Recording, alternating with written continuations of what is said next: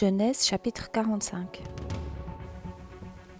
Joseph ne parvenait plus à se retenir devant tous ceux qui l'entouraient. Il s'écria « Faites sortir tout le monde !» Si bien qu'il ne resta plus personne avec lui quand il se fit reconnaître par ses frères. Il se mit à sangloter. Les Égyptiens l'entendirent et la nouvelle parvint à l'entourage du Pharaon. Joseph dit à ses frères « Je suis Joseph. Mon père est-il encore en vie ?» Mais ses frères furent incapables de lui répondre, tant ils étaient troublés de se retrouver devant lui. Joseph dit à ses frères « Approchez-vous de moi » et ils s'approchèrent. Il dit « Je suis Joseph, votre frère, celui que vous avez vendu à destination de l'Égypte. Maintenant, ne vous tourmentez pas et ne soyez pas fâchés contre vous-même de m'avoir vendu pour que je sois conduit ici. Car c'est pour vous sauver la vie que Dieu m'a envoyé ici avant vous. Voilà 2 ans que la famine dure dans le pays, et pendant 5 ans encore il n'y aura ni labourage ni moisson. Dieu m'a envoyé ici avant vous pour vous permettre de subsister dans le pays et pour vous faire vivre en vous accordant une grande délivrance. Ce n'est donc pas vous qui m'avez envoyé ici, c'est Dieu. Il m'a établi père du Pharaon, seigneur de toute sa maison et gouverneur de toute l'Égypte. Dépêchez-vous de remonter vers mon père pour lui annoncer. Voici ce qu'a dit ton fils Joseph. Dieu m'a établi seigneur de toute l'Égypte. Descends vers moi sans tarder. Tu habiteras dans la région de Goshen et tu seras près de moi avec tes enfants et petits-enfants, tes brebis et tes bœufs, ainsi que tout ce qui est à toi.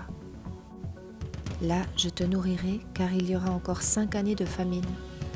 Ainsi tu ne seras pas réduit à la misère, ni toi, ni ta famille, ni tout ce qui t'appartient. Vous voyez de vos yeux, et mon frère Benjamin le voit de ses yeux, que c'est moi-même qui vous parle.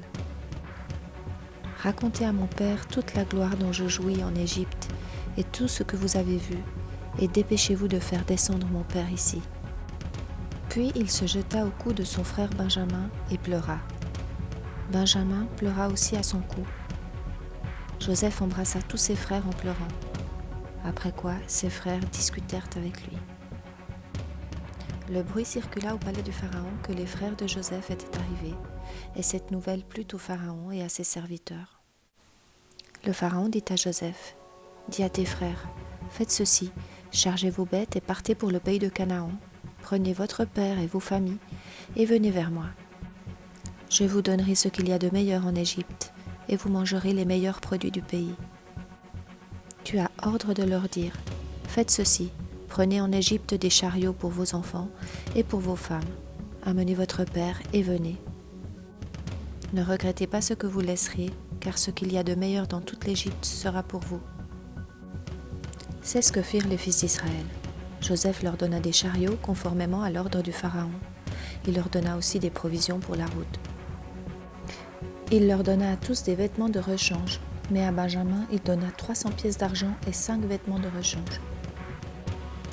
Il envoya à son père 10 ânes chargés de ce qu'il y avait de meilleur en Égypte, ainsi que 10 ânesses chargées de blé, de pain, de nourriture pour le voyage de son père. Puis il laissa partir ses frères. Lorsque ceux-ci partirent, il leur dit « Ne vous disputez pas en chemin. » Ils remontèrent de l'Égypte et arrivèrent dans le pays de Canaan, vers leur père Jacob. Ils lui annoncèrent « Joseph vit encore, et c'est même lui qui gouverne toute l'Égypte. » Cependant, Jacob resta sans réaction, parce qu'il ne les croyait pas. Ils lui rapportèrent alors toutes les paroles que Joseph leur avait dites.